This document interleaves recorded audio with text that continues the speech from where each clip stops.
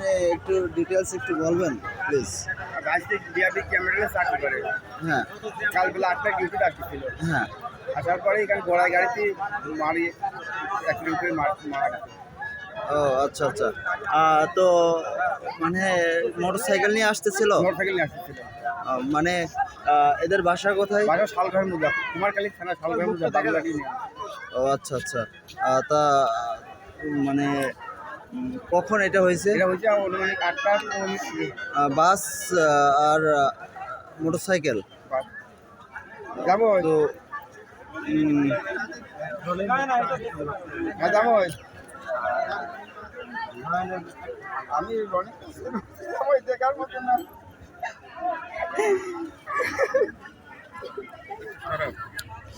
ওই দূর বাজার একটা ছেলে, ওই যে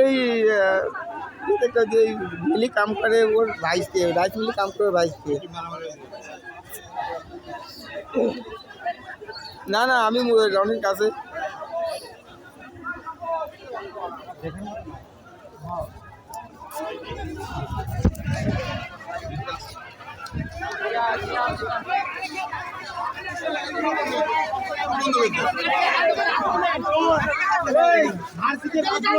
গাড়ি বাড়াবে না,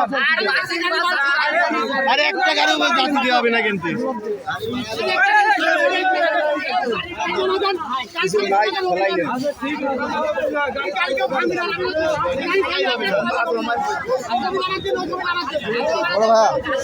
বলছিলাম এখানে কিভাবে অ্যাক্সিডেন্ট হয়েছে?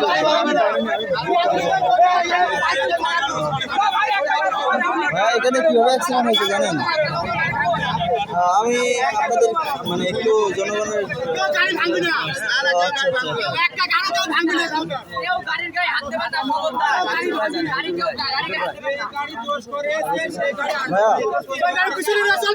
একটু বলবেন, একটু বলেন ভাই প্লিজ, একটু বলেন কিভাবে অ্যাক্সিডেন্ট হলো। এটা আসলে আমি দেখি নাই, যেহেতু দেখি নাই আমার শোনা কথা বলাটা ঠিক হবে না। এনারা যত সম্ভব কার্ড অনুযায়ী জানতে পারলাম কি আমি চাকরি করি।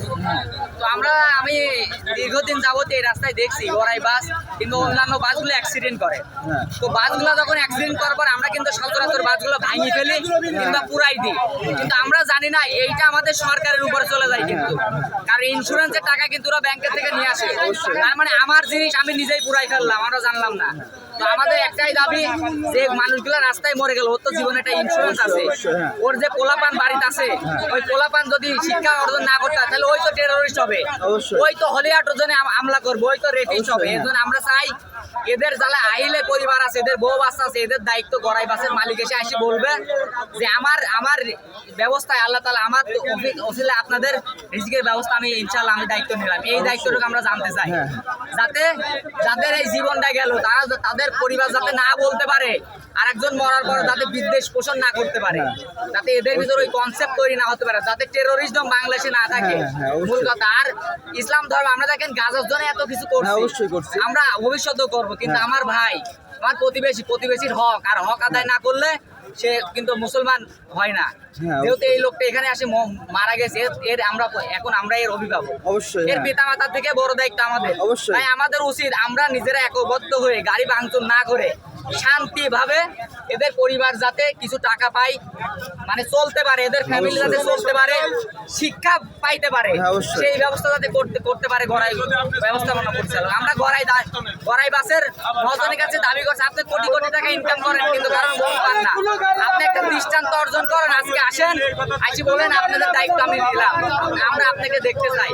আপনার যানবাহনের মাধ্যমে 2টা প্রাণ চলে গেল, আপনি যদি লাশ দেখেন এরকম বিভৎস, মানে নিজের বাপ নিজের ছেলের লাশ দেখে ঠিক থাকতে পারছে। অবশ্যই অবশ্যই। আমরা চাই বাংলাদেশ সরকার এবং আমরা সকলে মিলে শান্তিপূর্ণ অবস্থানের মাধ্যমে বাংলাদেশকে পুনর্গঠন করার জন্য এবং রাস্তা এবং যেখানে বিপদ হোক সেখানে আমরা শান্তিপূর্ণভাবে প্রতিবাদ করার জন্য। এটাই আমার পরিবার। আর আমাদের মূলত বিষয় সরকারের কাছে আমার একটা দাবি, দেখেন বাংলাদেশে এখন শিক্ষার হার মাশাআল্লাহ প্রায় 72-এর উপরে শিক্ষার হার। তাইলে আমরা যেহেতু লাইসেন্স যখন দিই, আমরা হেলাফেলা না করে ভারী লাইসেন্স গুলো দেওয়ার সময় অন্তত শিক্ষাগত যোগ্যতা যেন ন্যূনতম আমরা পরীক্ষা করি। কারণ দেখেন 500 টাকা হলেও কিন্তু এসএসসি সার্টিফিকেট পাওয়া যায়, কিন্তু যারা বিআরটি তারা কিন্তু সার্টিফিকেটটা পরীক্ষা করে না, হ্যাঁ, না হ্যাঁ। করে দিয়ে দেয়। আমি বিআরটির কাছে এই আপনার ভিডিওর মাধ্যমে আবেদন জানাবো, যারাই লাইসেন্স দেবে, এসএসসি হোক, পিএসসি হোক, জিএসসি হোক, হ্যাঁ। ড্রাইভিং লাইসেন্স যারা দেবে সবার লাইসেন্স পরীক্ষা করার জন্য। হ্যাঁ। এবং বিদেশ যাইতে যেমন পুলিশ ভেরিফিকেশন লাগে, হ্যাঁ। ড্রাইভিং লাইসেন্স দেওয়ার জন্য এমন পুলিশ ভেরিফিকেশন দরকার। কারণ আমরা অবশ্যই। চাই না যে এরকম মারা যায়, কেউ একটা রাস্তায় আসুক। হ্যাঁ, হ্যাঁ। এই একটা মানুষ মারা যাবে, একটা ওসিলায় মারা যাবে, এটাই অবশ্যই। স্বাভাবিক। হ্যাঁ, কিন্তু অবশ্যই। সব জিনিসের একটা আফসোস থাকে, যাতে ওই ফ্যামিলিটা আফসোস না করতে পারে। আমার বাপ এই যে গড়াই বাসের এই অ্যাক্সিডেন্ট হয়, ও যদি 18 বছর পর গড়াই বাস দেখে, ও চেষ্টা চালাবে গড়াই বাসে পেট্রোল মারবো কিভাবে, হ্যাঁ, অবশ্যই, ও হ্যাঁ। চেষ্টা চালাবে গড়াই বাসে কিভাবে টাইম বম সেট করবো, ও চেষ্টা চালাবে গড়াই বাসে কিভাবে ধ্বংস করা যায়। তাই অবশ্যই। গড়াই বাসের মালিক পক্ষকে আমি জানাই, আপনারা যেহেতু আমাদের নিয়েই থাকেন, হ্যাঁ। আমাদের ভালো মন্দ আপনাদের দেখার দরকার আছে। আপনারা আসেন, এই জায়গায় এসে এই পরিবারের দায়িত্ব নেন, আপনাদের গাড়িগুলাও চলে যাক, আমরা সাধারণ মানুষও শান্তি পাই এখানে। অবশ্যই। আর আমি গৌর অর্জন করে সবার কাছে মাপ চাচ্ছি, আপনারা যারা এখানে আছেন, কষ্ট করছেন, রাস্তায় গাড়িগুলো যানবাহনই করে, ভাই দেখেন একটা জীবন চলে গেলে কিন্তু পাওয়া যায় না। অবশ্যই, হ্যাঁ। কিন্তু আপনি কিন্তু 2 ঘন্টা পর গেলে আপনার বাড়িতে হ্যাঁ, যাইতে অবশ্যই, হ্যাঁ, পারবেন, পারবো। কিন্তু এই দুইটা ফ্যামিলির যেই ছেলে, এর জীবনও আর তার বাড়িতে যাবে না। হ্যাঁ। আপনি 2 ঘন্টা পর গেলেও আপনার বাবা আব্বা, আপনার ছেলে আব্বা বলে আপনাকে ডাকতে পারবে, হ্যাঁ, হ্যাঁ, অবশ্যই। কিন্তু এই দুইটা ছেলে জীবনও কোনোদিন আব্বা বলে ডাকতে পারবে না। তাই অবশ্যই, আপনারা হ্যাঁ। চান না যে এই দুইটা লোক সঠিক বিচার পাক। অবশ্যই চাই। আসসালামু আলাইকুম। তো বলছিলাম এটা মারা গেছে কয়টার সময়? এটা আনুমানিক ধরা হচ্ছে আপনি 8:25 কি 30 এর দিকে, মানে 7টা কি 8টার ভিতরে রাখুন, মানে আমি দেখি নাই যে ও, আচ্ছা, আচ্ছা। বলাটা ঠিক হবে, আচ্ছা, আমি হ্যাঁ। শুনছি। হ্যাঁ, মানে এদের বাসা? এটার বাসা আমরা দুব্রসারে জানতে পারছি 3 জন, একজন বেঁচে আছে, আপনি তার সাথে কথা বলতে পারেন। এক সাইডে আছে, উনি হসপিটালে গেছে? আমি আপনাকে আচ্ছা। একটা জিনিস দেখাই, দেখি একটু সাইড দেন। হ্যাঁ। এই দেখি আপনি একটু সাইড দেন, দেখি একটু সাইড দেন। এই জিনিসটা দেখেন, যদি গাড়িটা সামনে বাঁধতো তাহলে কিন্তু শেষরাই আসতো, গাড়ি কিন্তু সামনে বাঁধে নাই, গাড়ি হ্যাঁ। এক সাইডে চাকায় হ্যাঁ। ধাক্কা খাওয়ার পর ডাইরেক্ট চাকাটা এই সাইডে উঠছে। বিআরটি অনুযায়ী মানে গাড়ি চালাইতে গেলে যেগুলো জিনিস লাগে এই ব্যাটারি সব ছিল, হেলমেট ছিল, যেহেতু অফিসে যাচ্ছিল জুতা ছিল, হ্যাঁ। এই দেখেন হেলমেট আছে, হ্যাঁ হ্যাঁ, দেখছি। জুতা ছিল। এ কিন্তু স্বয়ং সম্পূর্ণ, এ হ্যাঁ। নিজের জায়গায় স্থির ছিল, উনি বে সাইড থেকে এসে মারছে, এটা একদম পুরাপুরি রং সাইডটা এসে মারছে। আচ্ছা, কিন্তু একবার হইতেই পারে, এটা স্বাভাবিক বিষয়। অবশ্যই হতে পারে। বুঝলেই হবে। হ্যাঁ, অবশ্যই। সব জিনিস এটা এটাই থাকে একটা সম্পূর্ণ।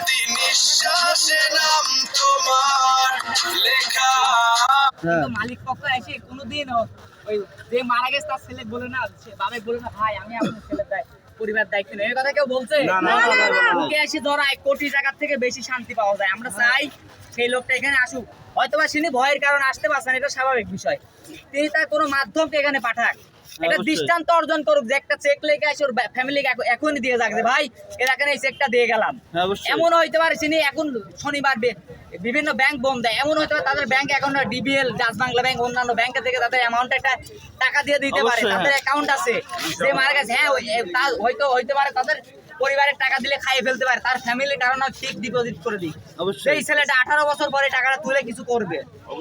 যদি না করেন এইটা আমি আপনাকে বলছি, জীবনেও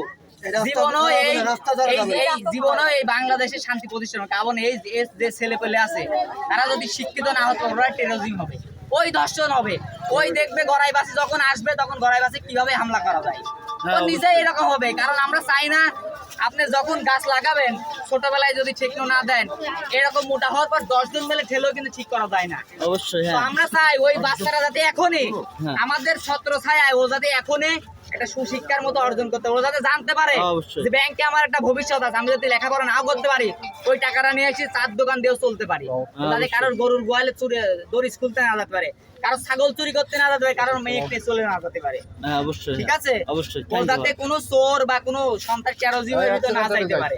তো আমরা চাই গড়াই ব্যবস্থাপনা পরিচালকে আপনাদের পরজোরে হাত জোর করছে, এই ভিডিওর মাধ্যমে আপনারা আসেন, আসার পরে এই লোকটার দায়িত্ব নেন। আমরা তো আপনাদের বলছি না আপনারা মারবো, আপনাদের ভয় থাকতে পারে, আপনারা একটু মাধ্যম পাঠান, এটা মাধ্যমে পাঠান যে এদের দায়িত্ব আমরা নিলাম, ঠিক আছে। আসেন আপনারা এদের আচ্ছা, এই পরজোরে।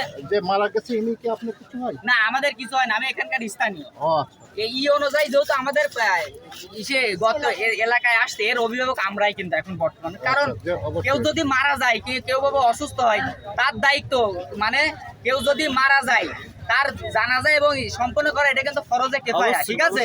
তাহলে এ যখন এখানে এটা আমার জন্য ফরজ হয়ে গেছে, আমি একদম মুসলমান হিসেবে এর পিছনে থাকতেই হবে। হ্যাঁ। 2 নম্বর, কেউ যদি অসুস্থ হয় তাকে সেবা দান করা এটা ওয়াজিব, আর ওয়াজিব না করলে গুনাহগার হবে। যেহেতু এখানে অ্যাক্সিডেন্ট হয়েছে তো প্রথমে রোগী ছিল, তাহলে সেবা আমার দিতেই হবে, অবশ্যই দিতে হবে। এই জন্যই আমরা আসছি আর কি। আমরা তার প্রতি মর্মাহত।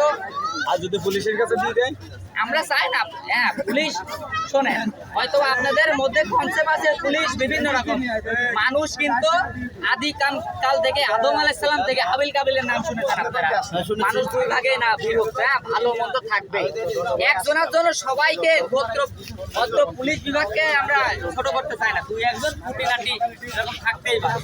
আমরা পুলিশের উপর বিশ্বাস অর্জন করে আমরা পুলিশের কাছেই দেবো, তবে আমরা একটা আশ্বাস চাই, একটা দায়ভার দেখাতে চাই যে আমরা এর দায়িত্ব নিলাম। এটা থ্যাংক ইউ ভাইয়া, ধন্যবাদ।